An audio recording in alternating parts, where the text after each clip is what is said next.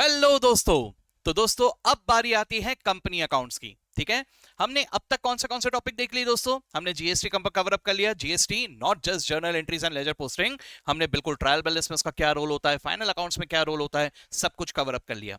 उसके अलावा हम लोगों ने इन्वेंट्री को कवर अप कर लिया, राइट। इन्वेंट्री के अलावा रेक्टिफिकेशन कवर अप कर लिया, सिंगल एंट्री कवर अप कर लिया और पूरा का पूरा पार्टनरशिप कवर कर लिया। कमेंट्स में मुझे बताना इन सब से आपको कितना फायदा हुआ। ठीक है, यस सर। अब कंपनी अकाउंट्स। सर पार्टनरशिप और कंपनी अकाउंट्स की अगर बात करूं तो यहां से ही लगभग 50% पेपर तो तय है, शायद उससे ज्यादा भी आ सकता है।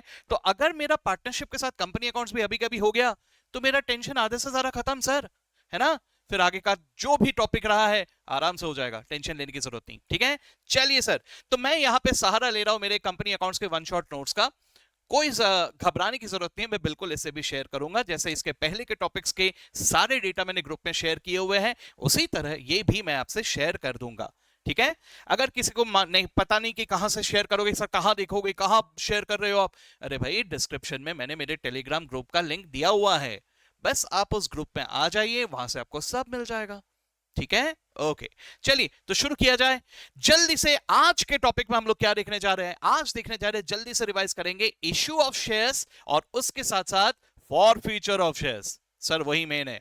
ओके, आ जाते हैं। चलिए तो सर सबसे पहले तो यहां पर कुछ बेसिक बातों में जल्दी से एक बार डिस्कस कर लेते हैं। Sir section 129 of the companies act कहता है कि जब हम फाइनेंशियल स्टेटमेंट्स बनाते हैं तो मुझे 5 चीजें बनाने होते हैं। कौन सा 5 चीजें sir? Balance sheet, statement of profit and loss, cash flow statement, statement of changes in equity and notes to accounts. ये 5 चीजें मुझे फाइनेंशियल स्टेटमेंट्स में बनाने पड़ते हैं। ठीक है सर, अच्छी बात है।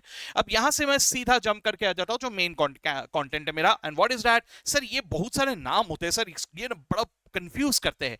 तो पहले ना इन नाम को अच्छी तरह से रिवाइज करते हैं। सर पहला नाम क्या है? Authorised capital. अब इसको समझने के लिए बहुत ही आसान तरीका है। एक बात बताइए मुझे, क्रेडिट कार्ड देखा है कभी? क्रेडिट कार्ड यूज किया है या किसी को यूज करते हुए देखा है? अच्छा, क्रेडिट कार्ड में आप जितना चाहो उतना पैसा यूज कर सकते हो कि एक लिमिट होता है ना सर? 2 लाख, 3 लाख, 5 लाख, कोई तो लिमिट होता है ना। यानी इतने रुपए तक आप ऑथराइज्ड हो खर्च करने के लिए। समझे बात को? ओडी, बैंक ओडी, जरा सोचो, बैंक ओडी में कितना भी ओडी होता है क्या कि उसका भी एक लिमिट होता है? एक लिमिट होता है ना। So you are authorised to use up to that amount, right. Sir authorised capital फिर क्या होता है? समझ में आ गया? Sir authorised capital is what the company is authorised entitle within its lifetime, कि सर इतना मैक्स टू मैक्स मैं पब्लिक से रेज कर सकता हूं। ठीक है, that is what is authorised capital. आ जाते हैं अगले इंफॉर्मेशन में, what is that? Issued capital. ठीक है, सर मेरे ऑथोराइज तो इतना है लेकिन मुझे इतना जरूरत नहीं है सर, वो तो मेरे लाइफ टाइम की बात कर रहा था। फिलहाल के लिए मुझे जितना चाहिए इतना ही मैं इश्यू करूंगा, यानी I will take it to the public. ठीक है, तो इसी को कहा जाता है issued capital. Out of authorised capital जितना अपने पब्लिक के पास ले गए, that is what is the issued capital. ठीक है, अगला नाम दिख रहा है सब्सक्राइब कैपिटल। अब ये क्या होता है सर? जरा सोच के देखिए। जैसे फॉर एग्जांपल मैं ये लेक्चर्स ले रहा हूं, मैं बोल रहा हूं बार बार कि देखो आपके फायदे की बात है और जरा चैनल को सब्सक्राइब कर लेना। सर मैंने तो अपनी तरफ से इशू कर दिया, मैंने लेक्चर्स भी इशू कर दिए और मैंने आपको बोल भी दिया कि चैनल को सब्सक्राइब कर देना, लेकिन क्या आपने सब्सक्राइब किया? या एक बार सोच के देखो, क्या हर बंदे ने सब्सक्राइब किया? नहीं ना। कुछ बंदे ऐसे ही आके विजिट करके चले जाते हैं, अरे यार ये तो बोलते रहते हैं, मैं क्यों सब्सक्राइब करूं, राइट। तो जरा सोच के देखना, इश्यूड और सब्सक्राइब्ड दोनों में फर्क होता है। सर सब्सक्राइब वो है जिसमें पब्लिक ने भी इंटरेस्ट दिखाया, राइट। तो सर जो पोर्शन मैंने ऑलरेडी इशू कर दिया उसमें से जितने के लिए सब्सक्राइब किया पब्लिक ने, that is what is the subscribed capital. इतने शेयर्स के लिए लोगों ने इंटरेस्ट दिखाया। ठीक है, सो सर मेरा पहला इंफॉर्मेशन है ऑथराइज कैपिटल, दूसरा इंफॉर्मेशन है इशूड कैपिटल, तीसरा इंफॉर्मेशन है सब्सक्राइब कैपिटल। आपने ध्यान से सुना मेरी बात को? मैंने क्या कहा? मैंने कहा इंफॉर्मेशन। समझे बात को? ये 3 सिर्फ और सिर्फ इंफॉर्मेशन है, नथिंग एल्स। ओके, अगला जो है यहां से मेरे काम का डिटेल शुरू होता है। अगला क्या है? Called up capital. Sir called up capital में तक मतलब क्या? सर शेयर अगर 10 रुपए का है, एक शेयर अगर 10 रुपए का है तो जरूरी नहीं कि मैं आपसे पूरे 10 रुपए एक साथ ले लूं, मैं इसे इंस्टॉलमेंट्स में भी ले सकता हूं। तो जो इंस्टॉलमेंट मैंने फिलहाल आपसे मांगा है उसी को हम कहते हैं कॉल्ड अप कैपिटल। ठीक है, okay sir, called up capital तो हो गया। अब मैंने तो मांगे, आपने पैसे दिए क्या? आपको मैंने एक मोहलत दे दी कि ये ड्यू डेट तक आपको पैसे देने हैं। अगर आपने पैसे दे दिए, बहुत अच्छी बात है, that is a paid up capital. लेकिन अगर आपने पैसे नहीं दिए तो उसी को हम कहते हैं कॉल्स इन अरियर्स, है ना? तो sir what is paid up capital? Sir called up में से जितना पैसा मिल गया that is paid up capital, और जो पैसा नहीं मिला उसी को हम क्या कहेंगे? Calls in arrears. ठीक है सर, अगला नाम है कॉल्स इन एडवांस। ये क्या है? अब मैं आपसे पैसे मांगने का, आप बोले मुझसे पैसे मांग रहे हो, ईगो हर्ट हो गया आपका। मुझसे पैसे मांग रहे हो आप, हैं? कितने पैसे चाहिए? कितना पैसा चाहिए तुमको? तुम जितना बोलती उतना हम देती, ठीक है? इनफैक्ट हम तुमको ज्यादा देती। अगर ऐसा है देन इन दैट केस भाई साहब आपने ज्यादा ही एक्स्ट्रा दे दिए पैसे, मैंने जितना मांगे थे उससे भी ज्यादा पैसे दे दिए। तो सर आपके आगे के कॉल जो मैंने अभी तक किए भी नहीं है वो पैसे अगर आपने दे दिए तो उसे कहा जाएगा कॉल्स इन एडवांस। ठीक है, ओके सर। अगला नाम दिख रहा है रिजर्व कैपिटल। अब ये चीज पे ना थियरी क्वेश्चन बहुत बार पूछा गया है और ये हमें कंफ्यूज भी करता है।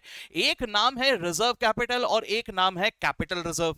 रिजर्व कैपिटल, कैपिटल रिजर्व, कौन सा क्या है ना? जरा आराम से एक ट्रिक बताता हूं जिससे याद रहेगा। ऑब्जर्व या नोट द सरनेम। ठीक है, जरा ध्यान से। जब मैं कहता हूं कैपिटल रिजर्व, सरनेम क्या है? रिजर्व। जनरली हम सरनेम बाद में लिखते हैं, राइट? कुछ लोग पहले भी लिखते हैं लेकिन जनरली हम सरनेम बाद में लिखते हैं, राइट?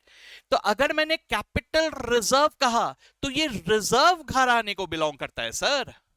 और वहीं अगर मैंने रिजर्व कैपिटल कहा तो ये कैपिटल घराने को बिलोंग करता है। कुछ समझ में आ रहा है? इस तरह से इसको याद रखना। Sir capital reserve is just like any other reserve. बस कैपिटल रिजर्व मतलब उसका यूज जो होता है वो फ्री नहीं होता, उसमें रेस्ट्रिक्शंस होते हैं, रेस्ट्रिक्टेड यूज होता है। और वहीं पे अगर मैं रिजर्व कैपिटल की बात करूं, ये कैपिटल घराने का है सर। जैसे हम लोग नॉर्मली कुछ रिजर्व रखते हैं ना, वैसे यहां पे कैपिटल को भी रिजर्व में रखा गया है। ठीक है, कैपिटल को रिजर्व में रखा गया मतलब सर मतलब ये कि कुछ पोर्शन ऑफ द कैपिटल को मैं ऐसा रखूंगा कि भाई ये ना इमरजेंसी के लिए। मतलब सर ये मैंने कॉल भी नहीं किया, मैंने आपसे मांगे भी नहीं, ठीक है? ये पैसा मेरे पास रखा हुआ है, ये कब मांगूंगा? जब कंपनी लिक्विडेट होगा तब, इमरजेंसी में। अदरवाइज मैं आपसे मांगूंगा भी नहीं। ठीक है, तो आपके पोर्शन ऑफ द कैपिटल का कुछ पोर्शन मैंने कॉल ही नहीं किया, उसे वैसे ही पेंडिंग छोड़ दिया, बाद में यूज करूंगा, तो इसे कहा जाता है एज रिजर्व कैपिटल। ध्यान में रहेगा कौन सा सरनेम है, इसको ध्यान में रखते हुए आगे बढ़ना। ठीक है, ओके। चलिए, तो ये सबसे पहले कुछ बेसिक बातें थे। इसके अलावा कुछ और छोटी छोटी बातें हैं जो थ्योरी में कवर्ड है, उन सबका समरी मैंने यहां पे लिख के रख दिया है। लिखा तो बहुत सारे पेजेस में, लेकिन समरी यहां पे लिख के रख दिया। लेकिन उससे पहले दोस्तों मुझे सब लोग एक बात बताओ, जो लोग ये वीडियो के यहां तक पहुंच गए उन सब के लिए एक चीज मुझे बताइए, क्या आपको बैलेंस शीट में कंफ्यूजन होता है? कंपनी के बैलेंस शीट में सर वो याद ही नहीं रहता, सर कहां पे क्या लिखना पड़ता, किधर क्या, वो बहुत कंफ्यूजन होता है सर, ऐसा कुछ लग रहा है? अगर हां तो मुझे बताओ, मुझे कमेंट्स में बताना। मुझे कमेंट्स से देख के ये समझ में आएगा कि आपको बैलेंस शीट के ऊपर भी एक्सप्लेनेशन चाहिए कि नहीं चाहिए। अगर आ जाता है तो कोई प्रॉब्लम ही नहीं है, लेकिन सर उसमें अगर कंफ्यूजन होता है तो जरूर बताना, ठीक है? यस, चलिए मैं अभी आगे आ जाता हूं। AB limited is incorporated with an authorized capital of 100 crore. तो authorized capital हो गया 100 crores divided into shares of 10 each. ठीक है sir, the company decided to issue 10 lakh shares to the public. ठीक है, 10 लाख शेयर्स एट रेट 10 अगर मैं देखने जाऊं तो 10 into 10 इतना इन्होंने इशू कर दिया। ओके ओके सर, अब उसके बाद if this shares are issued at 10 तो sir these are set to be issued at par. और अगर मैंने इसे 10+2 में इशू किया तो कहा जाता है it is issued at a premium, और अगर मैंने 10-1 में इशू किया तो उसे कहा जाएगा इशूड एट अ डिस्काउंट। लेकिन इस पॉइंट में इंस्टीट्यूट थोड़ा ऑब्जेक्शन लेता है। डिस्काउंट में शेयर्स, इंस्टीट्यूट कह रहा हूं, my mistake, her bar institute नहीं होता, यहां पर कंपनीज एक्ट थोड़ा ऑब्जेक्शन लेता है। कंपनीज एक्ट कहता है कि सर ऐसा नहीं है sir, according to section 53 of the companies act आप ऐसे ही शेयर्स को डिस्काउंट में इशू नहीं कर सकते। ठीक है, ऐसा अलाउड नहीं है साहब। ठीक है, ओके, तो क्या है, चलिए देखिए सर, तो डिस्काउंट हम कब देंगे? एक तो तब होगा जब हम लोग स्वेट इक्विटी शेयर्स इशू कर रहे हैं, ठीक है। दूसरा तब जब आपने फॉरफिटेड शेयर्स को री इशू किया, वहां पर भी एक लिमिट तक, यानी जितना पुराने बंदे से मिल चुका है उतने रुपए तक का ही आप डिस्काउंट ले सकते हो। अब वो क्या है वो आते हैं, आज ही अपने को डिस्कस करना है, फॉर फ्यूचर को भी आते हैं उसमें, ठीक है। हाँ जी, तो क्लियर है। नॉर्मली स्पीकिंग हम लोग शेयर्स को डिस्काउंट में इशू नहीं कर सकते। सिर्फ दो एक्सेप्शन है इसके। कौन से दो एक्सेप्शन है? Number one, sweat equity shares. Number two, जब आप फॉरफिटेड शेयर्स को रीइश्यू करते हो वहां पे कुछ हद तक आप डिस्काउंट बिल्कुल दे सकते हो, ठीक है। ओके, नाउ अगर मान के चलिए मैंने 10 लाख शेयर्स इशू किए थे, 10 लाख के ही एप्लीकेशंस आ गए, तो उसे कहा जाता है फुल्ली सब्सक्राइब। सर अगर 10 लाख से भी कम शेयर्स के लिए एप्लीकेशन आए तो उसे कहा जाएगा अंडर सब्सक्राइब्ड, है ना। लेकिन यहां पर ना थोड़ा सा एक बात आपको याद रखना पड़ेगा कि सर मिनिमम 90% सब्सक्रिप्शन आना चाहिए। अगर वो नहीं आया तो मेरा इशू फेल माना जाएगा। मान के चलिए मैंने जितने भी शेयर्स के लिए, जैसे यहां पे 10 लाख शेयर्स मैंने रिलीज किए थे, अब सिर्फ 8 लाख शेयर्स के एप्लीकेशन आए, 8 लाख यानी 80%, तो सर मेरा इशू फेल हो गया, मैं आगे नहीं बढ़ सकता। मैं ऐसा नहीं कह सकता अरे जितने आए वो चलेगा ना, नहीं बिल्कुल नहीं। आपको जितने भी एप्लीकेशंस है वो सब रिफंड कर देना होगा, आप आगे ही नहीं ले जा सकते इसे। मिनिमम 90% सब्सक्रिप्शन होना जरूरी है, ठीक है। ओके, तीसरा, अगर मान के चलिए मेरे पास ज्यादा एप्लीकेशंस आ गए तो उसे कहेंगे ओवर सब्सक्राइब्ड, ठीक है। अब अगर ओवर सब्सक्राइब्ड है तो क्या करें? सर एक तो ये है कि दिलचस्पी तो बहुत सारे जन दिखा रहे सर, लेकिन मैंने सिर्फ सिलेक्टेड किसी खास को ही हाँ कहा है, बाकियों को ना कह दिया। अरे मैं शेयर्स की बात कर रहा हूं, गलत मत समझना। मैं ये कहना चाह रहा हूं कि सर अगर मेरे पास 10 लाख शेयर्स के लिए एप्लीकेशंस आए, मैं सिर्फ 10 लाख शेयर्स के एप्लीकेशन ही रिलीज करूंगा, जो भी एक्सेस आए रिफंड कर दूंगा, मुझे नहीं चाहिए, आई एम नॉट इंटरेस्टेड, ठीक है ना। ओके सर, तो इसका मतलब क्या हुआ? जैसे 12 लाख शेयर्स के लिए एप्लीकेशन आ गए तो 10 ही लाख शेयर्स हम लोग इशू करेंगे, एक्स्ट्रा 2 लाख शेयर्स जिसके एप्लीकेशन आए वापस, ठीक है। ओके, एक तो ये हो सकता है, लेकिन दूसरा ये भी हो सकता है कि सर अगर एप्लीकेशन आए तो मैं किसी का दिल नहीं तोड़ना चाहता सर, सब इंटरेस्टेड है तो मैं किसका दिल तोड़ूं, अच्छा नहीं लगता। ओके, तो ऐसे सिचुएशन में हम क्या करेंगे? बिल्कुल सबको भाव देंगे, टेंशन नहीं लेने का। कहने का मतलब हम सबको प्रोराटा अलॉटमेंट करेंगे, ठीक है, एडजस्ट करके, राइट। तो ये होता है प्रोराटा, आएंगे प्रोराटा में, लेकिन अभी नहीं, पहले तो फॉर फीचर को देख लेते हैं, नॉर्मल देख लेते हैं। ओके सर, अब मुझे अगर प्रीमियम मिला, ज्यादा पैसे मिले, तो उसे कहा जाता है सिक्योरिटीज प्रीमियम, और ये आता है under the heading of reserves and surplus in our balance sheet, ठीक है। ओके सर, अब सिक्योरिटीज प्रीमियम में रेस्ट्रिक्टेड यूजेज होते हैं, तो कौन से होते हैं ये बात को ध्यान में रखना। इसके ऊपर थियरी क्वेश्चन कई बार पूछा गया है, फिर से आ सकता है। सर क्या सर? एक तो towards the issue of unissued shares of the company to be issued to members of the company as fully paid bonus securities, highlight bonus securities, तो बोनस शेयर्स के लिए इशू किया जा सकता है, यूज किया जा सकता है। दूसरा, to write off preliminary expenses, ठीक है। तीसरा, टू राइट ऑफ एक्सपेंसेस और कमीशन पेड और discount allowed on any securities और डिबेंचर्स ऑफ द कंपनी, है ना। यानी यहां पे मैं डिस्काउंट अलाउड को हाईलाइट करता हूं क्योंकि वही मोस्टली दिखाई देता है ऑन डिबेंचर्स। डिबेंचर्स को बिल्कुल डिस्काउंट में अलाउ किया जा सकता है, इशू किया जा सकता है। अब वो जो डिस्काउंट है उसे आप राइट ऑफ कर सकते हो फ्रॉम योर सिक्योरिटीज प्रीमियम, ठीक है। ओके सर, चौथा, to provide for premium on redemption of redeemable preferences और डिबेंचर्स, ये अभी सिलेबस में आ गया है तो ये भी देखना पड़ेगा, है ना। सर अगर मैं प्रेफरेंस शेयर्स या डिबेंचर्स को रिडीम कर रहा हूं यानी रीपे कर रहा हूं, तो रीपे करते वक्त अगर मैंने एक्स्ट्रा पैसे दिए तो वो तो मेरा लॉस हो गया ना, उस लॉस को मैं एडजस्ट कर सकता हूं फ्रॉम माय सिक्योरिटीज प्रीमियम, ठीक है। Okay, last but not least, own shares को बाय बैक करने में आप यहां पे लिख के रख सकते हो सर बाय बैक, ठीक है। तो बाय बैक के लिए भी आप सिक्योरिटीज प्रीमियम के पैसे को यूज कर सकते हो, ठीक है। ओके, अब सर मैं पूरे पैसे एक साथ भी ले सकता हूं, इंस्टॉलमेंट में भी ले सकता हूं। अगर इंस्टॉलमेंट में लिया तो उसे क्या कहा जाता है? Application allotment first call and second call and so on, है ना। ठीक है, ये तो आपको आता है मेरे ख्याल से। Now please understand this is something that is very very important written here. क्या? Premium can be collected with any instalment, but in absence of information it is assumed to be collected on allotment, ठीक है। Normally speaking institute ऐसा मौका नहीं छोड़ता, institute हमें बोल देता है कि प्रीमियम को एप्लीकेशन में कलेक्ट किया या अलॉटमेंट में कलेक्ट किया या जहां पर भी कलेक्ट किया, कहीं पे भी कलेक्ट कर सकते हो। लेकिन अगर कुछ नहीं कहा है तो अज्यूम करेंगे कि अलॉटमेंट में ही हम लोगों ने कलेक्ट किया, ठीक है। ओके, अब जरा ध्यान से देखना, मैंने ऑलरेडी वहां पे हाईलाइट करके रखा हुआ है, premium money once collected will not be refunded.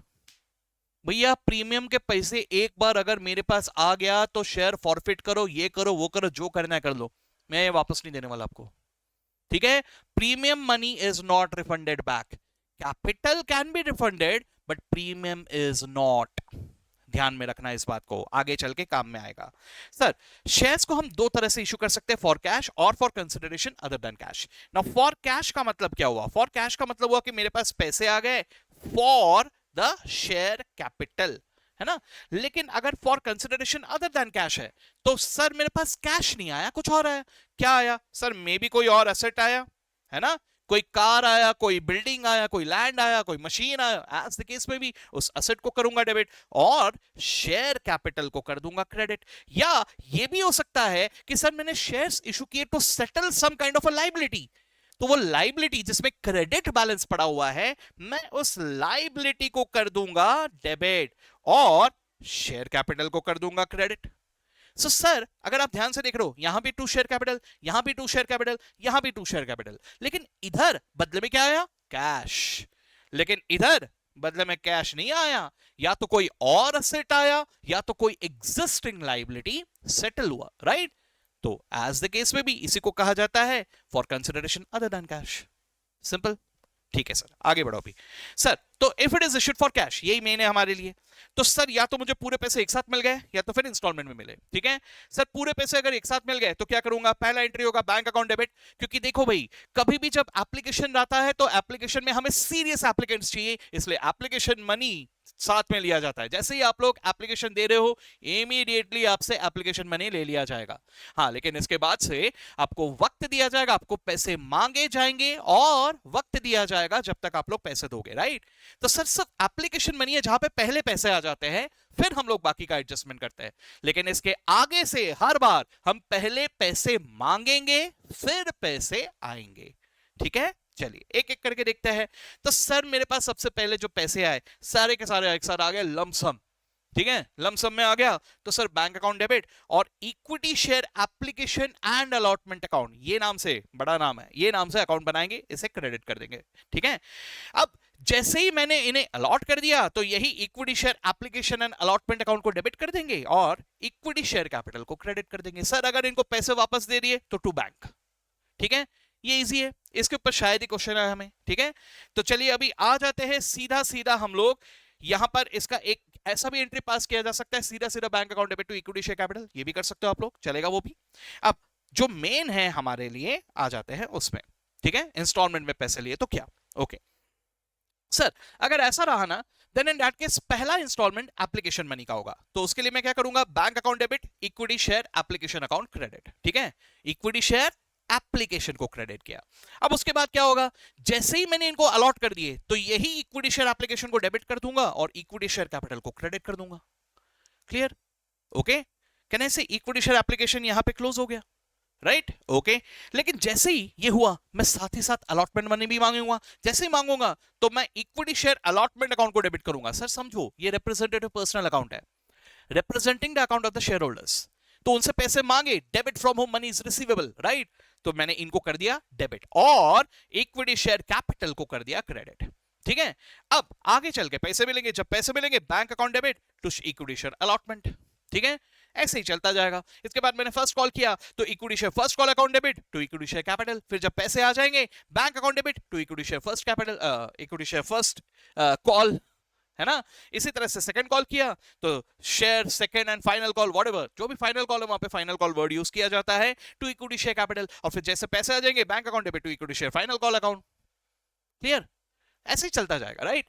यहां पे कहानी में ट्विस्ट कब आएगा? जब हमें दिया रहेगा अबाउट सम डिफॉल्टर, ठीक है। अब यहां पे कोई डिफॉल्टर आ गया, डिफॉल्टर आया तो क्या करूंगा? सर जो भी कॉल में डिफॉल्ट हुआ, may be on allotment, may be on first call, may be on second call, sir आपने एप्लीकेशन तो नहीं कहा, ओ भाई एप्लीकेशन में पहले ही पैसे आ जाते, वहां कैसे डिफॉल्ट करेगा कोई, है ना। हाँ चलो, तो सर यहां पे जस्ट किसी भी स्टेज में डिफॉल्ट हुआ, वो स्टेज वो वाले रेस्पेक्टिव कॉल को मैं क्रेडिट करूंगा। यानी अगर अलॉटमेंट में दिक्कत हुआ, डिफॉल्ट हुआ, तो अलॉटमेंट एंड आगे के कॉल्स को क्रेडिट करूंगा जहां पे भी डिफॉल्ट हुआ। मान के चलिए अगर फर्स्ट कॉल में डिफॉल्ट हुआ तो फर्स्ट कॉल एंड उसके आगे के कॉल्स को क्रेडिट करूंगा एज द केस पे भी, ठीक है। और डेबिट कहां करूंगा? सर पैसे तो आए नहीं, इसलिए calls and arrears account. Now दोस्तों let me tell you here, यहाँ पे अलग अलग जगह पे अलग अलग अप्रोच बिल्कुल फॉलो होते हैं। जैसे कुछ लोग यहाँ पे सीधा ना वो फर्स्ट कॉल वगैरह वो ही नाम यूज करते हैं, instead of calling it as calls in arrears they use some other names.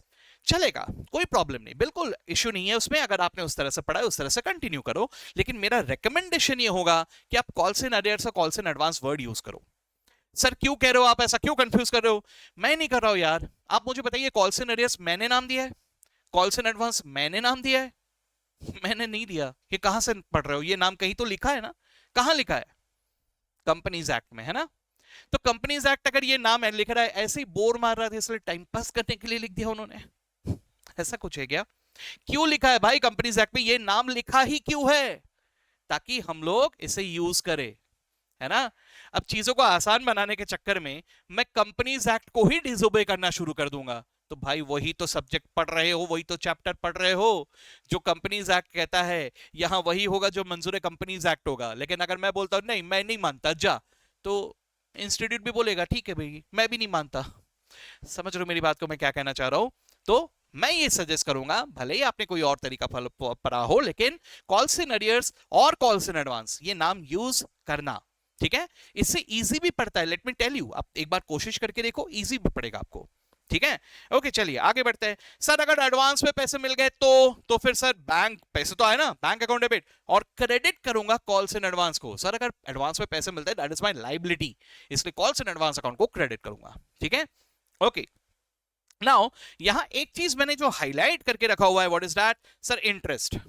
Okay sir calls in arrears मतलब क्या? पैसे रिसीवेबल है। कॉल्स इन अरियर्स को बिल्कुल डेटर्स की तरह देखना, इनसे पैसे रिसीवेबल है, ठीक है? तो सर अगर ये लोग लेट पैसे दे रहे हैं तो सर मैं भी तो इंटरेस्ट मांगूंगा ना। तो कंपनीज एक्ट कहता है मैक्सिमम 10% रेट से इंटरेस्ट आप मांग सकते हो, इससे ज्यादा नहीं। इससे कम हो सकता है लेकिन इससे ज्यादा नहीं, वहां लिखा है मैक्स, ठीक है? ओके सर कब से कब तक? सर मैंने आपसे पैसे मांगे, आपने बोले नहीं देता जा, ठीक है? आपने मुझे पैसे नहीं दिए तो मैं आपसे इंटरेस्ट कब तक मांग सकता हूं, कितने पीरियड के लिए मांग सकता हूं? सर उतने ही पीरियड के लिए ना जितने पीरियड तक आप लोग नहीं पैसे दे रहे हो। समझ रहे हो मेरी बात को? अगर आपने 2 महीने डिले किया तो आपसे 2 महीने का इंटरेस्ट लूंगा, अगर आपने 6 महीने डिले किया तो आपसे 6 महीने का इंटरेस्ट लूंगा। यानी इंटरेस्ट कब से कब तक?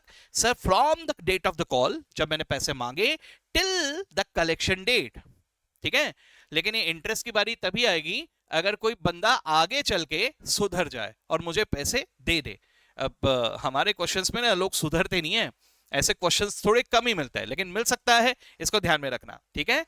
Okay now all of you please note, ये वाले पार्ट को अच्छे से पढ़ के जाना क्योंकि सितंबर एग्जामिनेशन में इस वाले पार्ट के ऊपर क्वेश्चन आ सकता है। Interest on calls in arrears and interest on calls in advance, ध्यान रखना। बहुत सारे जन नजरअंदाज करके जा रहे, से पढ़ के जाना आ सकता है। ओके चलिए सर, अब उसी तरह से कोई मुझे पहले से पैसे देके चला गया तो सर मुझे उसके बदले में उसे इंटरेस्ट देना पड़ेगा, ठीक है? तो ये जो मैं इंटरेस्ट दे रहा हूं ये मेरे लिए खर्चा हो गया सर। तो खर्चा हो गया तो मैं क्या करूंगा? मैं क्या रेट से दूंगा? अब ये रेट है मैक्सिमम 12%, ठीक है? मैक्स टू मैक्स 12%, यानी 12 से कम हो सकता है, 12 से ज्यादा नहीं हो सकता, ठीक है? अब ये कब से कब तक सर? अब देखो कॉल्स इन एडवांस का नेचर क्या है, आपने पैसे दे दिए, मैंने मांगे नहीं लेकिन आपने पैसे दे दिए, तो सर आपने आज दे दिया तो मुझे आज से आपको इंटरेस्ट देना पड़ेगा। कब तक? जब तक कि वो पैसे रखने का मेरे पास हक नहीं आ जाता, यानी जब तक कि मैं वो रेस्पेक्टिव कॉल नहीं कर लेता, राइट? तो आज जब आपने पैसे दिए, यहां से लेके कब तक? Till the date of the call I will calculate the interest. Got it? चलिए इसको ध्यान में रखना है। Sir interest on calls in arrears की एंट्री क्या है? Interest on calls in arrears मेरे लिए इनकम है सर, तो शेयर होल्डर को डेबिट करूंगा और इंटरेस्ट को क्रेडिट करूंगा। फिर जब शेयर होल्डर पैसे दे देगा कैश को डेबिट करूंगा, शेयर होल्डर को क्रेडिट कर दूंगा, ठीक है? लेकिन sir interest on calls in advance ये मेरे लिए खर्चा है सर, ये मैं दे रहा हूं, तो interest on calls in advance को करूंगा डेबिट और शेयर होल्डर्स को करूंगा क्रेडिट। फिर जब शेयर होल्डर्स को पैसे दे दूंगा तो शेयर होल्डर्स को डेबिट करके कैश या बैंक को क्रेडिट, ठीक है?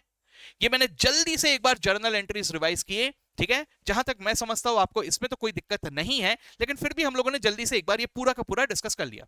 रिवाइज कर रहे हैं ना, एक बार सब कुछ रिवाइज करना है ना? ओके सर चलिए अब आ जाते हैं मेन एरिया में, फॉरफीचर ऑफ शेयर्स। चलिए देखते हैं। So what do you mean by forfeiture of shares? Forfeiture of shares का मतलब होता है extinguishment of rights and shares of an existing share holder. So what do you mean by this? ये क्या होता है सर? एक्सटिंग्विशमेंट। एक्सटिंग्विशमेंट का मतलब होता है खत्म करना, ठीक है। Extinguishment means to completely end it. Sir क्या एंड कर रहा हूं, शेयर को एंड कर दे रहा हूं? नो सर, शेयर एंड नहीं हो रहा है, rights in the shares and हो रहे हैं, यानी आपका उन शेयर्स पे हक छीन लिया जा रहा है। That is what is called as forfeiture, ठीक है। आप बोलोगे क्यों छीन लिया जा रहा है? अरे भाई आपसे पैसे मांगे थे, आप बदतमीजी कर रहे हो, बोल रहे हो मैं नहीं दूंगा। जा तो अगर आप पैसे नहीं दोगे तो ठीक है सर, मैं भी आपका राइट आपसे छीन लूंगा। समझ रहे हो बात को? This is what is called as forfeiture, ठीक है। तो forfeiture is the result of calls in arrears. अगर आपने डिफॉल्ट किया तो आपके शेयर्स के ऊपर के राइट आपसे छीन लिए जा सकते हैं, राइट। ओके सर, मतलब तो समझ में आ गया। अब देखते हैं इसकी जर्नल एंट्री क्या होगी। सर यहां पर क्या होगा, आप लोगों को थोड़ा सा इसमें सोचना पड़ेगा, समझना पड़ेगा, ठीक है। देखिए मैं आपको समझाने की कोशिश करता हूं, सब लोग जरा ध्यान से मेरी बात को सुनना। देखो सर, मान के चलो मेरे पास 1000 शेयर्स है, 1000 शेयर्स, ठीक है। एक शेयर है 100 रुपए का, ठीक है। ओके सर, अब ये प्रीमियम में भी इशू हो सकता है, डिस्काउंट में भी इशू हो सकता है, अलग अलग बातें हो सकती है। लेट अस अज्यूम कि ये पार में, ठीक है। अच्छा सर डिस्काउंट में यहां नहीं, स्वेट इक्विटी में होगा, तो डिस्काउंट को तो अभी भूल ही जाओ, प्रीमियम या पार, ठीक है। चलिए सर ये हो गया। अब अगर इसकी बात कर रहा हूं तो मान के चलो ये चीज में मैं एप्लीकेशन में कलेक्ट कर रहा हूं लेट अस अज्यूम 30 रुपए, और अलॉटमेंट में मैं कलेक्ट कर रहा हूं लेट अस अज्यूम क्या अज्यूम करूं 35 रुपीज, नहीं 35 नहीं, एक काम करो 40 ले लेते अपन, 40 रुपए, और कॉल में लास्ट कॉल में अपन 30 रुपीज कलेक्ट कर रहे हैं। या एक काम करो, रुको, सेम फिगर मैं नहीं लेना चाह रहा हूं, यहां पे कर देता हूं 42, तो ये हो जाएगा 28, हो गए 100, 30 प्लस 42 प्लस 28, ठीक है। ओके, अब सर मुझे एप्लीकेशन के पैसे मिल गए, ठीक है, एप्लीकेशन के पैसे मिल गए, अलॉटमेंट के पैसे मिल गए, कॉल में हुआ है डिफॉल्ट, ठीक है। तो मैं क्या कर रहा हूं, मैं यहां पे अलग अलग कर रहा हूं सर, 900 शेयर्स जिनमें डिफॉल्ट नहीं हुए और 100 शेयर्स जिनमें डिफॉल्ट हो गए। तो कहना है कि 900 शेयर्स के तो पूरे 100 रुपए आ गए मेरे पास, लेकिन कहना है कि 100 शेयर्स के मेरे पास पूरे पैसे नहीं आए सर। 100 शेयर्स के कितने पैसे आए सर? 30 प्लस 42 एप्लीकेशन और अलॉटमेंट, यानी 72 रुपीज मेरे पास आ गए, और 28 रुपीज जो कॉल मनी था ये नहीं आया, है ना। ओके, अब आराम से समझने की कोशिश करते हैं सर। सर यहां पर मैंने क्या किया होगा, जरा अकाउंटिंग को एक बार जल्दी से एक बार डिस्कस कर लेते हैं। सर देखिए यहां पर सबसे पहले तो मेरे पास एप्लीकेशन के पैसे आए होंगे, मैं ना अभी इस पे हाईलाइट कर रहा हूं, जो अच्छे लोग हैं उनकी अकाउंटिंग नहीं कर रहा हूं, वो तो प्रॉपर है ना। मैं यहां आ जाता हूं, जिन्होंने डिफॉल्ट किया है सिर्फ उन पे मैं जूम इन कर रहा हूं। सर देखिए सबसे पहले तो मेरे पास पैसे आए थे, है ना, तो मैंने बैंक अकाउंट को डेबिट करके शेयर एप्लीकेशन को क्रेडिट किया होगा, है ना। सर कितना सर, 100 शेयर्स इंटू 30, एप्लीकेशन का पैसा कितना है 30, है ना। तो ये कितना हो गया, 3000 रुपए मैंने बैंक में डाल दिए, और ये 3000 रुपए मैंने शेयर एप्लीकेशन में डाले। अब जैसे ही मैंने इनको शेयर्स इशू कर दिया, तो मैंने क्या कर दिया, मैंने सर इस शेयर एप्लीकेशन के पैसे को ट्रांसफर कर दिया शेयर कैपिटल अकाउंट में, ठीक है। चलिए तो मैंने क्या किया, मैंने यहां पे कर दिया डेबिट और यहां पे कर दिया क्रेडिट, कहां, शेयर कैपिटल में। इससे कहने से ये क्लोज हो गया, शेयर एप्लीकेशन क्लोज हो गया, राइट। अब इसके बाद मैंने अलॉटमेंट के पैसे मांगे। चलिए सर, तो अलॉटमेंट के जैसे ही मैंने पैसे मांगे, तो सर मैंने पहले पैसे मांगे फिर पैसे मिले, तो मैंने शेयर अलॉटमेंट को डेबिट किया। कितना पैसा मांगा मैंने, 42 पर शेयर, यानी 4200 रुपए यहां पे डेबिट किया, और शेयर कैपिटल को क्रेडिट कर दिया 4200 रुपए, ठीक है। बाद में ये पैसे भी आ गए, अगर ये पैसे भी आ गए तो बैंक को डेबिट कर दिया 4200, और शेयर अलॉटमेंट को क्रेडिट कर दिया 4200, तो ये भी क्लोज हो गया, करेक्ट। अगर आप ध्यान से देख रहे हो, मेरे बैंक में 7200 है और शेयर कैपिटल भी 7200 है, यानी सर मैंने 7200 मांगे, 7200 मिल गए, राइट। ओके, अब मैंने लास्ट फाइनल कॉल किया। फाइनल कॉल जब किया तो मैंने क्या किया, मैंने शेयर कॉल अकाउंट को कर दिया डेबिट। कितना है सर कॉल, 28 रुपए, है ना। तो पहले तो मैंने कॉल किया, 2,800 रुपए यहां किया डेबिट और 2,800 रुपए शेयर कैपिटल में कर दिया क्रेडिट, यानी अब मेरा शेयर हो गया फुल्ली कॉल्ड अप। ठीक है, लेकिन क्या ये पैसे मुझे मिले? नहीं मिले। अगर ये पैसे मुझे नहीं मिले तो यही पैसे को मैं कहां डाल के रख रहा हूं? यही पैसे को मैं डाल के रख रहा हूं इन कॉल्स एंड अरियर्स। तो मैं यहां क्रेडिट करता हूं, इसे क्लोज कर देता हूं और इसे यहां डेबिट कर देता हूं। कहां? कॉल्स एंड अरियर्स में। ये भी क्लोज कर दिया। ठीक है, अब हमने डिसाइड किया कि इसे मुझे फॉरफिट करना है। ठीक है सर, जरा समझने की कोशिश कीजिए। मेरे पास 3 अकाउंट है फिलहाल। कौन से 3 अकाउंट? एक तो बैंक अकाउंट जो रिप्रेजेंट करता है कितने पैसे आए, 7,200। दूसरा शेयर कैपिटल अकाउंट जो बता रहा है अबाउट कि मैंने कितना पैसा मांगा, 10,000। ठीक है, और तीसरा कॉल्स इन अरियर्स, ये बता रहा है मुझे उसके बारे में जो पैसे नहीं आए सर, ये अभी भी रिसीवेबल है। ठीक है, अब हमने यहां पे अपना प्रोसेस कर लिया, पैसे मांगने की प्रतिक्रिया किया, लेकिन आगे वाले ने पैसे नहीं दिए, टोटल डिफॉल्टर केस। तो अब क्या करूंगा? कैंसिल कर दूंगा, फॉरफिट कर दूंगा। तो फॉरफीचर की एंट्री क्या होगी?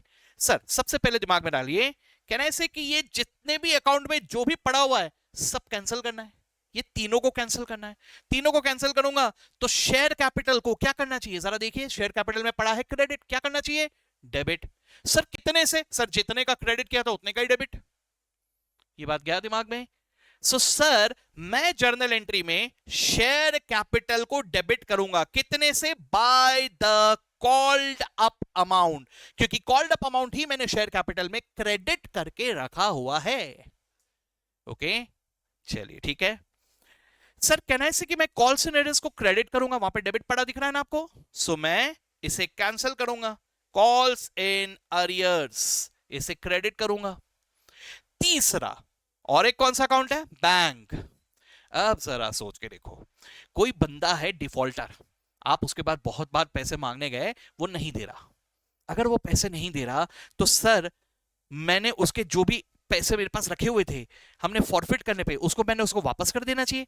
ए भाई इधर आ जा भाई, तेरे ना ये 7,200 लेके जा भाई। हाँ तेरे ना शेयर्स कैंसिल कर दिए, तू बदतमीजी कर रहा था तो तेरे शेयर्स के मैंने राइट्स कैंसिल कर दिए, ये 7,200 जो तूने मुझे दिए थे ना, ये लेके जा।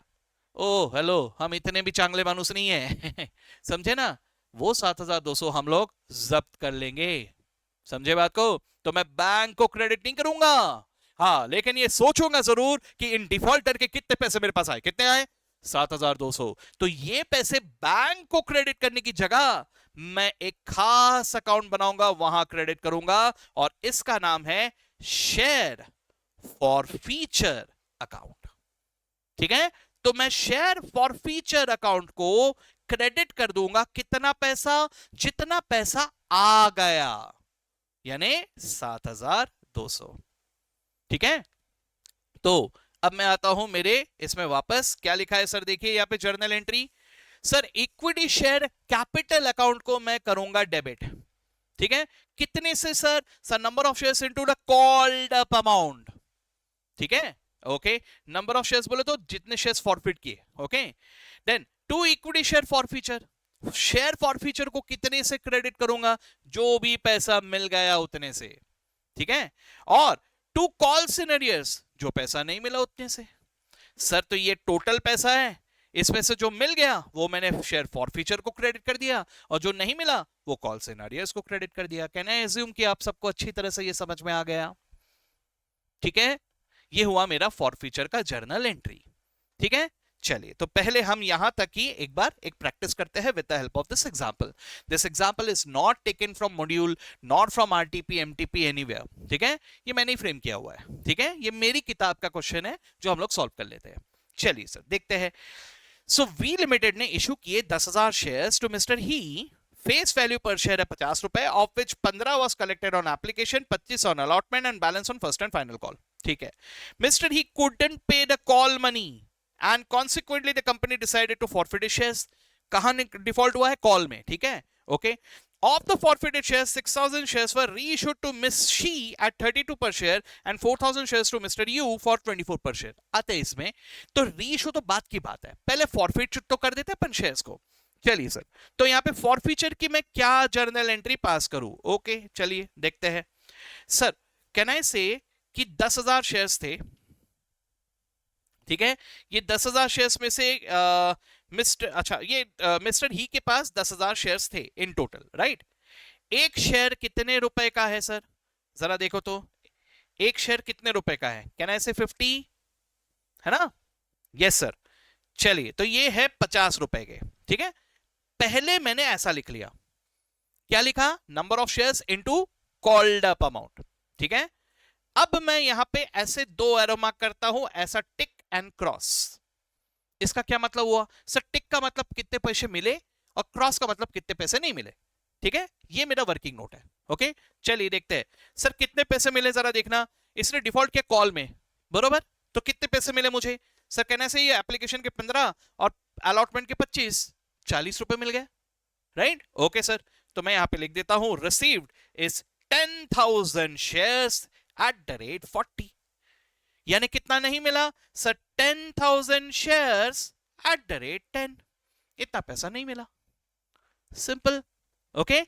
सर जो पैसा नहीं मिला ये कॉल्स इन अरियर्स में पड़ा हुआ है, जो पैसा मिल गया ये बैंक में पड़ा हुआ है, और ये जो अमाउंट है ना ये शेयर कैपिटल में पड़ा हुआ है।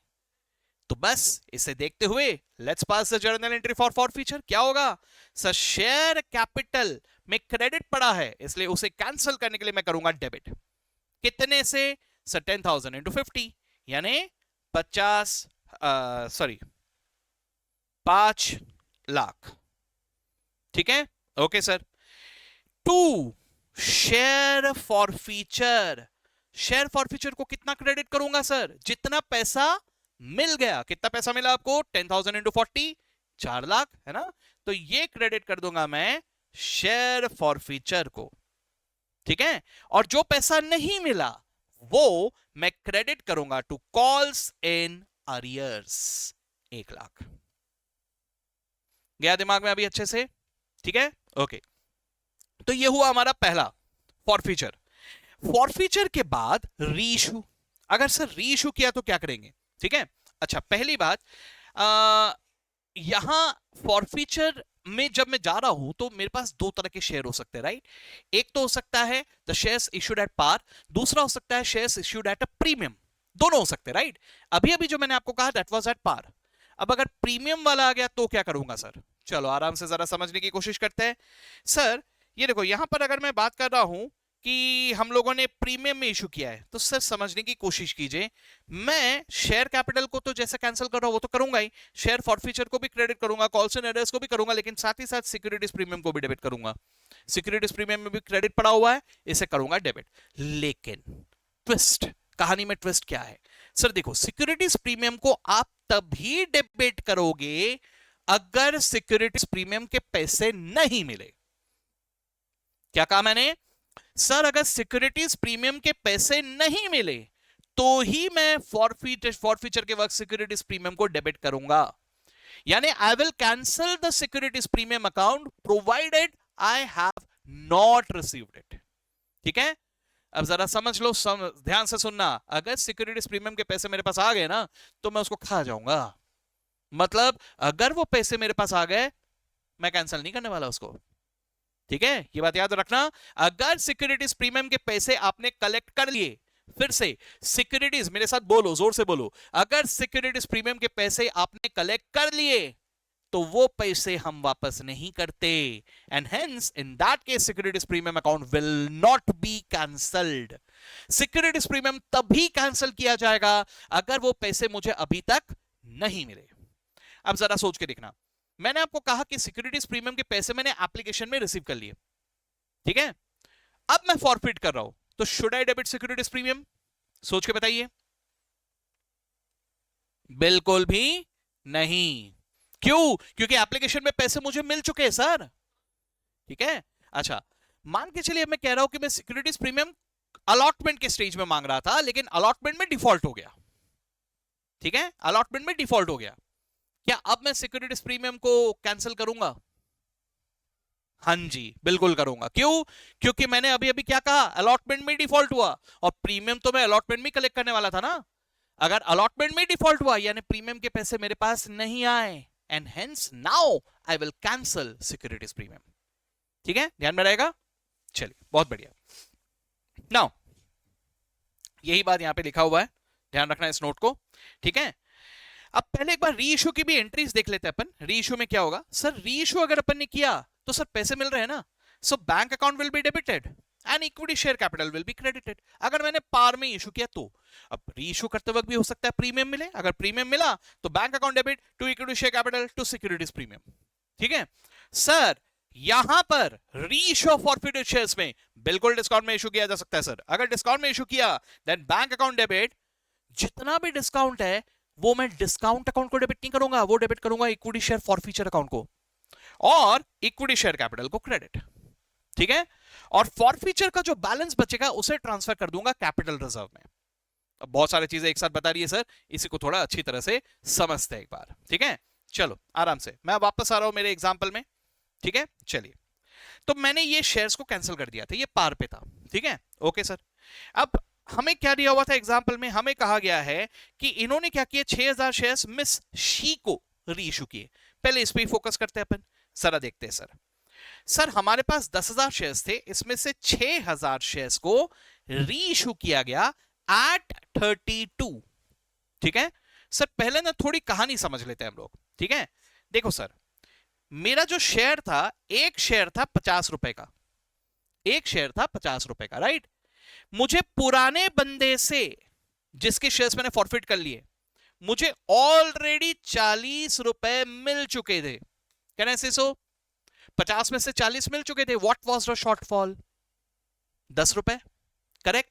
तो री इशू के वक्त में मेरे दिमाग में सिर्फ एक बात होना चाहिए कि सर मुझे ये 10 रुपए होना, क्योंकि 40 तो मेरे पास ऑलरेडी है ना, मुझे 10 रुपए होना। मतलब क्या हुआ कि सर शेयर तो 50 का है, लेकिन आई कैन री issue it for 10, minimum 10, minimum 10। ठीक है, 10 रुपए यानी मैं 40 रुपए तक डिस्काउंट देने के लिए तैयार हूं, क्योंकि वो 40 तो ऑलरेडी मेरे जेब में है। ठीक है, लेकिन बात को समझने की कोशिश कीजिए, ये बात सिर्फ मेरे दिमाग में रहेगा। ठीक है, अगर कोई बकरा कोई शेयर होल्डर मेरे पास अगर आके बोलता है, अरे वाह 50 का शेयर है, ये लो 50, तो घराई लक्ष्मी को मना करोगे क्या? नहीं ना। तो समझ में आ रहा है मैं क्या कह रहा हूं? तो सर यहां पे क्या हो गया, आप लोग समझिए। सर एक शेयर 50 का है, द मिनिमम री issue price is the uncollected amount, यानी 10 रुपए, and the difference, that is maximum discount that you can allow on reissue, will be the amount that you have already collected. मैंने कितना already collect करके रखा हुआ है? 40, है ना।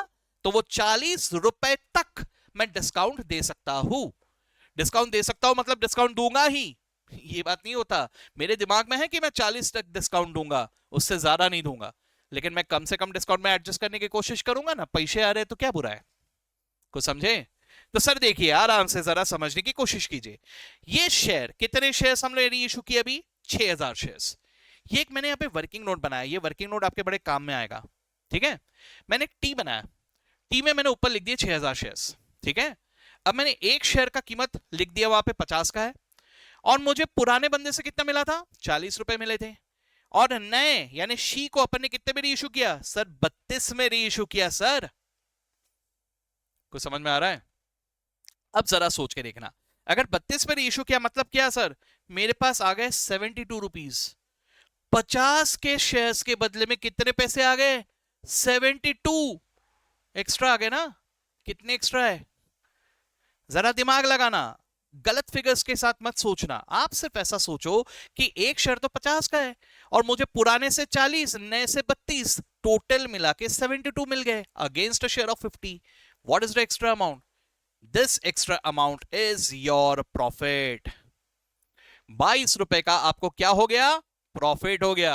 लेकिन सर ये रेवेन्यू नेचर का प्रॉफिट नहीं है, ये कैपिटल नेचर का प्रॉफिट है। इसलिए ये 6000 शेयर्स पे इनटू 22 हो गया आपका प्रॉफिट। ठीक है, चलिए अब जरा इसको समझने की कोशिश करते हैं। सभी लोग ध्यान से सुनना मेरी बात को। देखिए, मैं यहां पे अगर रीइशू कर रहा हूं तो मेरे पास पैसे आए। कितने पैसे आए सर? सर 32 में री इशू किया ना, तो मेरे पास कितने पैसे आए? 6000 shares at the rate 32, bank को डेबिट कर दिया।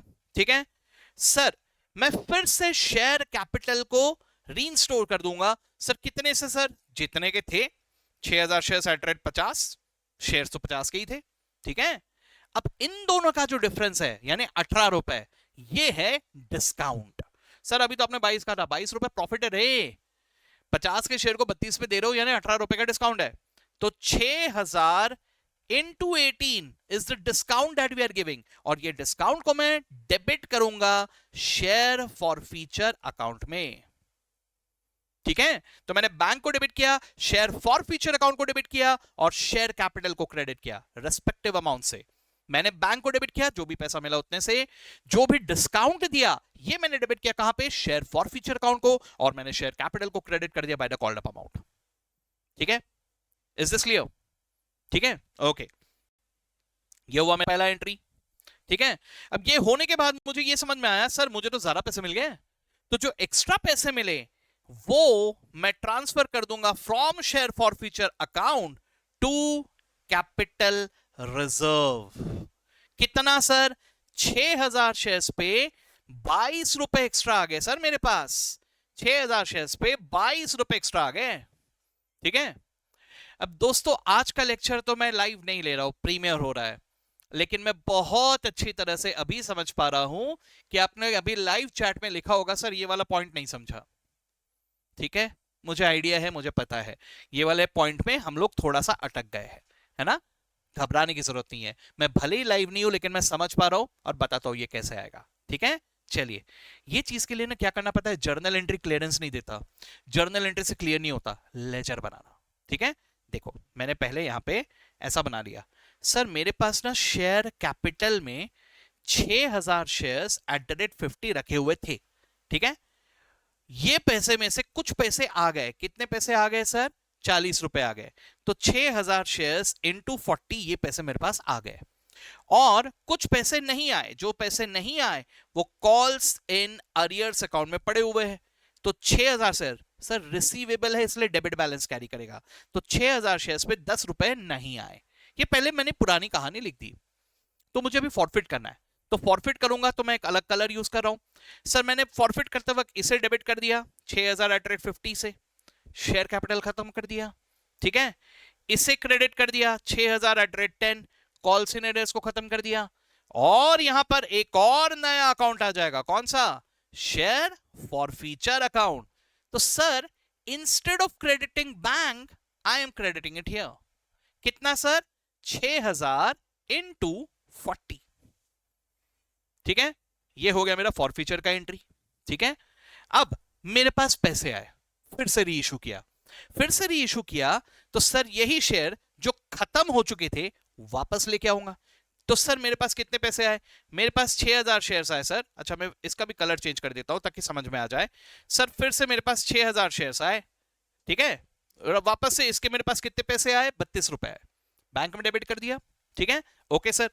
लेकिन शेयर कैपिटल जब मैं रीइंस्टोर करूंगा वो तो पूरे 50 से ही करूंगा, है ना। तो सर 50 के बदले में तो 32 ही मिले, 50 के शेयर के बदले में तो मुझे सिर्फ 32 ही मिले, यानी मैंने तो डिस्काउंट में इशू किया सर। कितने रुपए का डिस्काउंट? 18 रुपए का डिस्काउंट। क्या मैं ये अलाउड था? दे सकता हूं? हाँ जी बिल्कुल दे सकता हूं। और ये डिस्काउंट मैं कहां से एडजस्ट करूंगा? From share for future. जरा देखना शेयर फॉर फ्यूचर में कौन से पैसे पड़े हुए हैं? सर पुराने वाले बंदे के पैसे पड़े हुए हैं, राइट। तो वही पैसों से मैं डिस्काउंट दूंगा, ओके। तो हेंस ये जो 18 रुपए का डिस्काउंट दिया ये एडजस्ट होगा यहां से, ठीक है। क्या हो गया एंट्री? देखो bank account debit, share forfeiture debit to share capital, ठीक है, ओके। अब ये एंट्री तो कर लिए सर, ये अपन ने कर दिया, लेकिन कैन आई से कि शेयर फॉर फ्यूचर अकाउंट में अभी भी कुछ बैलेंस पड़ा हुआ है ना। जरा देखना तो कितना बैलेंस पड़ा हुआ है। सर 6000 इंटू 40 से आपने यहां पे क्रेडिट किया है और 6000 इंटू 18 से आपने डेबिट किया है, बैलेंस बचा है ना। ये जो बैलेंस है ये क्या है? ये है 6000 एट द रेट 22, आया कि नहीं? क्योंकि सर देखो भाई मेरे बैंक में ज्यादा पैसे आ गए। सर कैसे सर? ये देखो ना 40 और 32 मिला के 72 आ गए सर, जबकि शेयर तो 50 का ही था। तो सर 50 के शेयर के बदले में मुझे कितना आ गया? 72 आ गए, 22 रुपए एक्स्ट्रा। तो यही 22 रुपए का बैलेंस यहां नजर आ रहा है, कहां? शेयर फॉरफीचर अकाउंट में। तो इसे मैं कहां ट्रांसफर कर दूंगा? कैपिटल रिजर्व में। यही पैसे चले जाएंगे कैपिटल रिजर्व में, 6000@22। Got it? अब क्या दिमाग में? ठीक है, चलो बहुत बढ़िया। मैं थोड़ी देर के लिए रुक रहा हूं, आप लोग इसको कॉपी कर लो, ठीक है।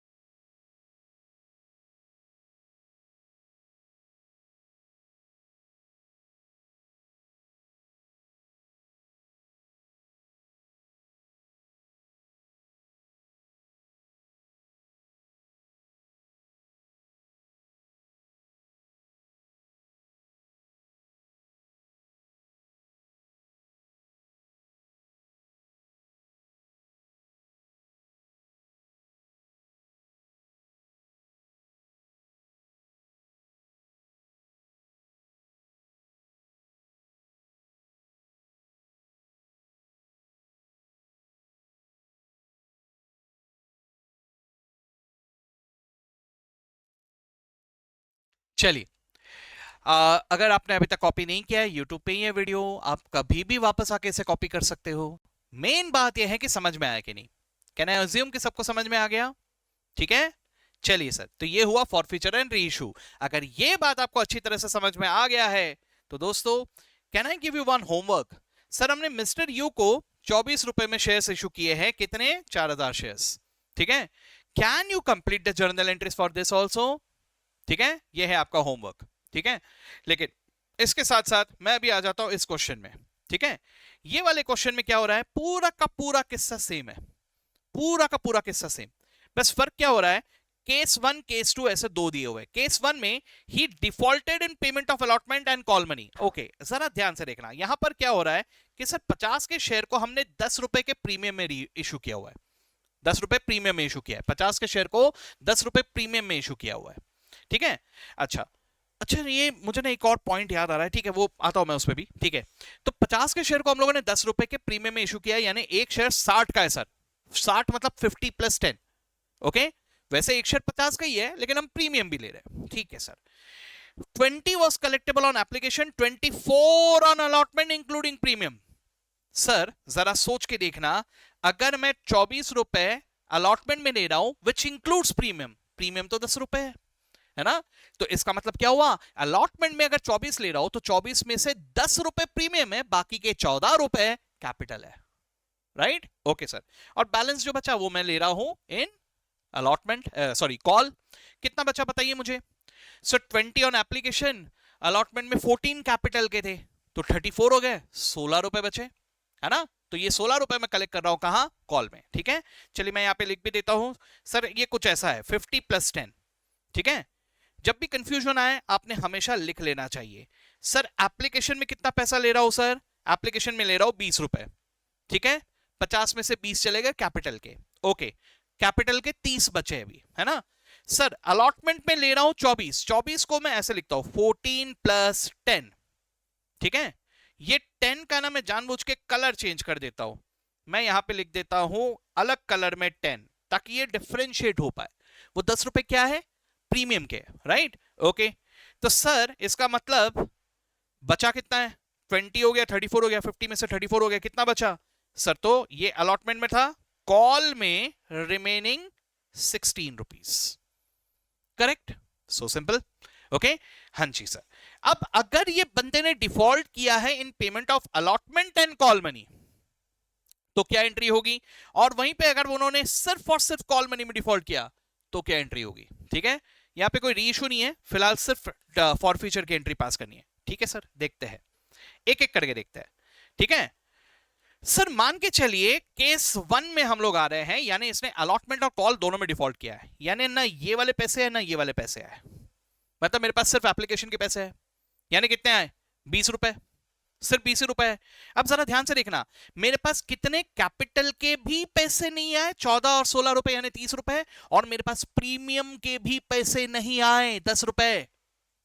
को समझ में आ रहा है? तो सर केस 1 में मैं क्या करूंगा? केस 1 में सर शेयर कैपिटल को तो मुझे कैंसिल करना ही है, तो share capital account will be debited by how much? Share capital को कितने से डेबिट करूंगा sir? Sir 10,000 shares into share capital कितना? 50, 60 मत कर देना, ठीक है? तो share capital account debit bye 50 यानी 10,000 शेयर्स इनटू 50, ठीक है? Okay. Securities premium account will be debited. जरा ध्यान से देखना, प्रीमियम के पैसे मुझे मिले नहीं थे, तो मैं प्रीमियम को कैंसिल करूंगा, ठीक है? कितने से सर? सर 10,000 शेयर्स इनटू 10, ठीक है? ओके। मैं क्रेडिट किसको करूं? एक तो शेयर फॉरफीचर को और एक कॉल्स इन अरियर्स को। सर शेयर फॉरफीचर को कितना क्रेडिट करूं? जितना पैसा मिल गया था।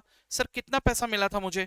मुझे तो सिर्फ एप्लीकेशन के पैसे मिले 20 रुपए बस, है ना? तो ठीक है सर, तो 10,000 शेयर्स इनटू 20, इतने से मैं शेयर फॉरफीचर को क्रेडिट कर दूंगा, ठीक है? अब कॉल्स इन अरियर्स में कितना आएगा? सर कॉल्स इन अरियर्स में जरा देखना सर, मैंने तो मांगे थे 60 रुपए, मिले सिर्फ 20, यानी 40 रुपए मुझे नहीं मिले। तो सर यही 10,000 into 40 will be credited to calls in arrears account, ठीक है? I hope this is okay. अब यहीं पे अगर मैं केस 2 में आ जाऊं, तो केस 2 में क्या हो रहा है? जरा देखिए, केस 2 में इसने सिर्फ और सिर्फ कॉल में डिफॉल्ट किया है, यानी अलॉटमेंट के पैसे आ गए, करेक्ट? मतलब अब क्या हो रहा है? अब फर्क सिर्फ इतना है कि सर मुझे ना एप्लीकेशन और अलॉटमेंट दोनों पैसे मिल गए। तो अब जरा ध्यान से देखना सर, ये 14 भी मिला और ये 10 भी मिला, प्रीमियम के पैसे मेरे पास आ गए, करेक्ट? ओके। अगर डिफॉल्ट हुआ है तो कहां हुआ है? सिर्फ ये कॉल मनी नहीं आया सर मेरे पास, है ना? तो ये केस 2 में अब मेरा जर्नल एंट्री क्या होगा? जरा आराम से सर, केस 2 में मैं शेयर कैपिटल को तो डेबिट करूंगा, शेयर कैपिटल को तो मुझे कैंसिल करना ही है। कितने से? 10,000 इंटू 50 से। क्या अभी भी मैं सिक्योरिटीज प्रीमियम को डेबिट करूंगा? नहीं करूंगा। क्यों नहीं करूंगा? क्योंकि वो पैसे मेरे पास आ चुके हैं सर। अगर सिक्योरिटीज प्रीमियम पैसे मैंने ऑलरेडी कलेक्ट कर लिए तो मैं सिक्योरिटीज प्रीमियम को बिल्कुल भी कैंसिल नहीं करूंगा, ठीक है? तो बस यही है। अब इसके बाद मैं क्रेडिट करूंगा टू शेयर फॉरफीचर। कितने पैसे आए थे सर मेरे पास? अब यहां सिक्योरिटीज प्रीमियम को तो पूरी तरह से भूल जाना, आपको वो 10 रुपए काउंट ही मत करो। यानी आप देखो वो 50 में से कितने मिले? 50 में से मेरे एप्लीकेशन के 20 और अलॉटमेंट के 14, 34 मिले। तो शेयर फॉरफीचर को मैं क्रेडिट करूंगा कितने से? 10,000 इंटू 34, इतने ही पैसे मिले मुझे, है ना? Okay. And I will credit this to calls in arrears. Calls in arrears को क्रेडिट कितना करूंगा सर? जो पैसे नहीं आए। क्या नहीं आए मेरे पास? सर कॉल के पैसे नहीं आए। कॉल के पैसे यानी 16 रुपीज नहीं आए। अगर आप ध्यान से देख रहे हो 34 एंड 16, 50 रुपीज। वो 10 रुपए मैं टोटली इग्नोर कर रहा हूं। Got it? क्या कर रहा हूं, ठीक है?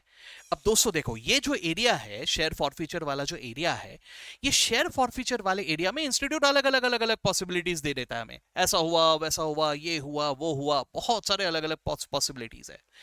तो बेटा यहां पर मैं स्टेप्स लिखवा के नहीं दे सकता आपको कि ये ऐसा रहा तो ऐसा करना। स्टेप्स तब पॉसिबल हो पाते हैं जब हमारे पास पॉसिबिलिटीज का कोई लिमिट होता है। यहां पे पॉसिबिलिटीज का लिमिट नहीं है, यहां पे पॉसिबिलिटीज कुछ भी हो सकता है। तो ऐसे सिचुएशन में it is very very important for us that we understand what we are doing, ठीक है? तो मैं एक बार फिर से जल्दी से रिकैप करता हूं कि मैंने अभी अभी क्या बताया। सर फॉरफीचर ऑफ शेयर्स में मैं शेयर कैपिटल को कैंसिल कर दूंगा बाय डेबिटिंग इट। कितने से सर? जितना भी कॉल्ड अप अमाउंट है उतने से। सर मैं शेयर फॉरफीचर को क्रेडिट करूंगा कितना सर? जितना भी मेरे बैंक में पड़ा हुआ है, जो मैंने कलेक्ट कर लिया वो, ठीक है? और कॉल्स इन अरियर्स को क्रेडिट करूंगा कितना सर? जो पैसा नहीं हुआ, जो पैसा नहीं मिला, ठीक है? ओके। सर सिक्योरिटीज प्रीमियम को कैंसिल करूं क्या? अगर मुझे सिक्योरिटीज प्रीमियम के पैसे नहीं मिले तो बिल्कुल उसे कैंसिल कर दो, लेकिन अगर मुझे सिक्योरिटीज प्रीमियम के पैसे मिल गए तो वो पैसे पूरी तरह से भूल जाना, उसे कुछ मत करना, सिक्योरिटीज प्रीमियम को भी कैंसिल मत करना और बाकी किसी अकाउंट में भी सिक्योरिटीज प्रीमियम का अमाउंट कैलकुलेट ही मत करना, कंसिडर ही मत करना, ठीक है। ओके सर, री इश्यू करते वक्त क्या होगा? री इश्यू करते वक्त मैं देखूंगा कि सर शेयर कितने का था, ये वर्किंग नोट ऐसा बना लेना टी, सर शेयर कितने का था, पुराने बंदे से कितना मिला, नए बंदे से कितना मिला, ठीक है। ये लिखने के बाद आपको ये देखना होगा कि कितना डिफरेंस है, ये जो डिफरेंस है that is the amount of your profit, और इस प्रॉफिट को शेयर फॉर फीचर से मैं कहां ट्रांसफर कर दूंगा? कैपिटल रिजर्व में। तो री इश्यू करते वक्त पहला एंट्री क्या होगा? बैंक अकाउंट डेबिट, ठीक है सर। इसके साथ साथ share for feature debit by the amount of the discount और शेयर कैपिटल क्रेडिट। फिर शेयर फॉर फीचर का जो भी बैलेंस है, हर बार जरूरी नहीं होता क्योंकि जरूरी नहीं कि सारे के सारे शेयर्स हम लोग री इश्यू करें, इसको ध्यान में रखना। कल के सेशन में मैं इसको कंटिन्यू करूंगा, कवर अप करूंगा, लेकिन फिलहाल के लिए सिर्फ इतना ध्यान में रखना कि share for feature will be debited only by the amount of the discount, ठीक है। And whatever is the share forfeiture account balance, अभी के लिए ठीक है चलेगा, ऐसा याद रख लो आप लोग, उसे हम लोग कहां ट्रांसफर कर देंगे? कैपिटल रिजर्व में। हालांकि इस पे भी कॉम्प्लिकेशन आ सकता है जिससे मैं कल के सेशन में कवर अप करूंगा, ठीक है। सो दोस्तों मुझे सबसे पहले तो इतना बताइए कि ये जो मैंने बेसिक जर्नल एंट्रीज एक बार सिर्फ रिवाइज करवाया क्या है, इसके कॉम्प्लिकेशंस में नहीं गए अभी तक हम लोग, कॉम्प्लिकेशन में कल के सेशन में जाएंगे, लेकिन ये ऊपर ऊपर से सबको समझ में आया, ठीक है। यस, अब मुझे इसके साथ साथ एक चीज और आपको बताना है, अब इस बात को भी ध्यान से सुन लेना। देखो सर शेयर 50 का है, मुझे पुराने बंदे से ऑलरेडी 40 मिल चुके हैं, ठीक है। अब मैं 50 का शेयर लेके दूसरे के पास जा रहा हूं, है ना।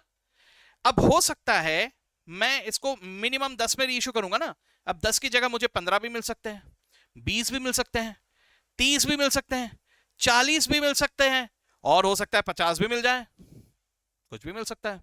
तो सर अगर 50 रुपए मुझे मिल गए तो कहना ऐसे कि ये पूरा का पूरा एक्स्ट्रा है, ये तो ओल्ड बंदे से मिले ना सर। अब न्यू बंदे से अगर मान के चलो मैं कहता हूं कि मुझे 50 रुपए मिल गए तो ये 40 तो मेरा पूरा का पूरा प्रॉफिट हो गया, है ना। अब जरा सोचो, मैं अगर कहता हूं कि मुझे सर 40 मिले, नए बंदे से 40 मिले, तो बताइए मेरा प्रॉफिट कितना हुआ? सर 50 के शेयर के बदले में 80 मिले, प्रॉफिट कितना हुआ?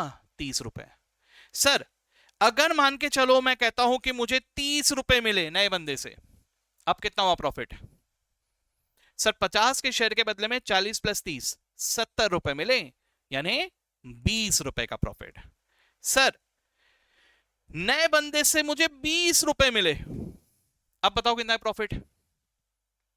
सब 50 के बदले में 60 रुपए मिले, पुराने और नए बंदे का मिला के, तो 10 रुपए का प्रॉफिट, ठीक है। सर मुझे नए बंदे से ना 10 रुपए मिले, कितना है प्रॉफिट? सर 50 के शेयर के बदले में 50 ही मिले, no profit, no profit no loss. Okay sir, अब सोच के बताना, सर 50 के शेयर के बदले में ना 8 ही रुपए मिले, कितना है प्रॉफिट? प्रॉफिट नहीं है, अच्छा लॉस है, लॉस है, लॉस नहीं है सर, ये पॉसिबल ही नहीं है, ऐसा कर ही नहीं सकते sir. Minimum reissue price is 10, उससे कम में तो रीइश्यू कर ही नहीं सकते आप। अगर आपको खरीदार नहीं मिला, उससे कम में कोई खरीदने के लिए आ रहा है, तो आप रीइश्यू ही नहीं कर सकते, आपको मिनिमम से मिनिमम 10 रुपए में तो रीइश्यू करना ही पड़ेगा, ठीक है। तो ध्यान में रखना, ये कहां से पता चला मुझे? सर ये जो मिल गया, इसके बाद जो बचा हुआ है ना, that becomes the minimum reissue price. तो 50 के बदले में 40 मिल गए ना पुराने बंदे से, 10 नहीं मिले, तो ये 10 होगा मेरा मिनिमम रीइश्यू प्राइस, ठीक है। ओके, तो ये ध्यान में रखना। अब जरा एक चेंज, सर मान के चलो मैंने अभी अभी आपको कहा था कि मुझे अगर 50 रुपए मिल गए, 50 के शेयर के बदले में 50 ही मिल गए पूरे, ठीक है। तो सर मुझे तो 90 मिल गए सर, टोटल मिला के 50 के बदले में, तो पूरे के पूरे 40 रुपए मेरा प्रॉफिट हो गया, है ना। अच्छा, अब अगर मैं यहां पे एक चेंज कर दूं, मैं यहां पे बोलता हूं कि सर मुझे ना 56 मिले, 56 मिले, कहना है से कि सर शेयर तो 50 का ही है। अब 50 के शेयर के बदले में अगर कोई मुझे 56 रुपए दे रहा है, 6 रुपए एक्स्ट्रा, ठीक है, तो ये 6 रुपए एक्स्ट्रा को मैं मानूंगा एज द प्रीमियम, ठीक है। बाकी किसी केस में मैं सिक्योरिटीज प्रीमियम नहीं मान रहा हूं। मैं कब सिक्योरिटीज प्रीमियम मानूंगा? अगर री इश्यू करते वक्त जो शेयर का बेसिक वैल्यू है, जो बेसिक प्राइस है, उससे भी ज्यादा में आपने री इश्यू किया, तो such excess will be the securities premium. बाकी किसी भी केस पे सिक्योरिटीज प्रीमियम नहीं रखोगे आप। जैसे अगर मान के चलो मैं यहां पर ये लिख देता कि सर यहां पे ना ये 46 मेरी इशू हुआ है, तो सर अब मैं प्रीमियम बोलूं क्या? नहीं, अब मैं प्रीमियम नहीं कहूंगा, अब मैं कहूंगा प्रॉफिट। ठीक है, कैसा प्रॉफिट? सर 50 के बदले में 86 मिले सर, कितना हो गया फिर प्रॉफिट मेरा? 50 के बदले में अगर 86 मिल रहा है, 36 पर शेयर। ठीक है, ये टी बनाते वक्त ऐसे ऊपर लिख देना कि कितने शेयर है, 6000, 4000, 3000। ठीक है, अकॉर्डिंगली उसके मुताबिक कैलकुलेट करना है इसे। ठीक है, चलो मैंने जो कुछ भी कहा इसको अच्छे से आज एक बार रिवाइज करो, अपने हिसाब से एक बार तैयारी कर लो। कल हम लोग इसके क्वेश्चंस के अलग अलग कॉम्प्लिकेटेड एरियाज में आगे बढ़ेंगे। ठीक है, तो चलिए, आई होप कि ये अच्छे से रिवाइज हुआ हमारा सब कुछ। ठीक है, with that I will stop for today and we will continue back tomorrow. Okay, चलिए, bye bye all of you.